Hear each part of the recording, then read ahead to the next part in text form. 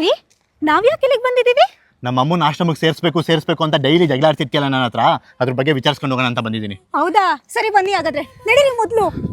Madam, ನಮ್ಮ ಅಮ್ಮನ ಆಶ್ರಮಕ್ಕೆ ಸೇರಿಸ್ಬೇಕು ಅಂತಿದ್ದೀವಿ, ಎಷ್ಟು ಖರ್ಚಾಗುತ್ತೆ? 1500 ಆಗುತ್ತೆ.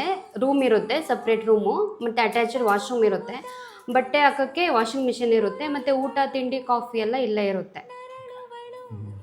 ಅಯ್ಯೋ, 1,500 ಯಾಕೆ 2,000 ಆದರೂ ಪರವಾಗಿಲ್ಲ. ಮೊದಲು ನಿಮ್ಮ ಅಮ್ಮನ ತಂದು ಆಶ್ರಮಕ್ಕೆ ಬಿಡಿ.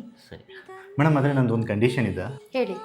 ನನ್ನ ಹೆಂಡತಿ 1 ತಿಂಗಳು ಇಲ್ಲೇ ಆಶ್ರಮದಲ್ಲಿದ್ದು ಹೇಗಿದೆ ಅಂತ ನೋಡ್ತಾಳೆ, ಅದಾದಮೇಲೆ ನಮ್ಮ ಅಮ್ಮನ ಜಾಯಿನ್ ಮಾಡಿಸ್ತೀವಿ.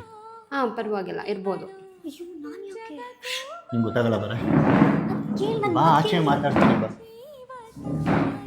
ರೀ, ನಾನು ಯಾಕೆ ಈ ಆಶ್ರಮದಲ್ಲಿ ನಿಮ್ಮ ಅಮ್ಮಂಗೋಸ್ಕರ 1 ತಿಂಗಳು ಇರಬೇಕು? ನಿಂಗೆ 1 ತಿಂಗಳು ಈ ಆಶ್ರಮದಲ್ಲಿ ಇರೋಕ್ಕಾಗಲ್ವಾ? ಆಗಲ್ಲ. ಸರಿ, ನಿಮ್ಮ ಅಮ್ಮನ ಯಾವ ಆಶ್ರಮಕ್ಕೆ ಸೇರಿಸಿದ್ಯಾ ಹೇಳು, ಅದೇ ಆಶ್ರಮಕ್ಕೆ ನಮ್ಮ ಅಮ್ಮನ ಸೇರಿಸ್ತೀನಿ. ಅಯ್ಯೋ, ನಮ್ಮ ಅಮ್ಮಂಗೆ ಅಂತ ಹಣೆ ಬರ ಏನಿದೆ? ನಮ್ಮ ಅಮ್ಮ ನಮ್ಮ ಅಣ್ಣನ ಜೊತೆ ತುಂಬಾ ಖುಷಿಯಾಗಿದ್ದಾರೆ.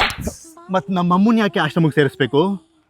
ನೀವೆಲ್ಲ ಹೆಣ್ಮಕ್ಳು ಏನಕ್ಕೆ ಮದುವೆ ಆದಮೇಲೆ ಅತ್ತಿಂದ್ರನ್ನ ಯಾಕೆ ಶತ್ರುಗಳ ಥರ ನೋಡ್ತೀರಾ? ಒಂದು ಸತಿ ನಿಮ್ಮ ಮನಸ್ಸಲ್ಲಿರೋ ದ್ವೇಷ ಕೋಪನೆಲ್ಲ ತೆಗೆದು ಪಕ್ಕಕ್ಕೆ ಇಟ್ಬಿಟ್ಟು ನೋಡಿ, ಅತ್ತೆಂದರು ಕೂಡ ಅಮ್ಮನ ಥರ ಕಾಣಿಸ್ತಾರೆ ನಿಮಗೆ. ರೀ, ಸಾರಿ ರೀ, ಕ್ಷಮಿಸ್ಬಿಡಿ ನನ್ನ. ಸೃಷ್ಟಿಸೋ ದೈವ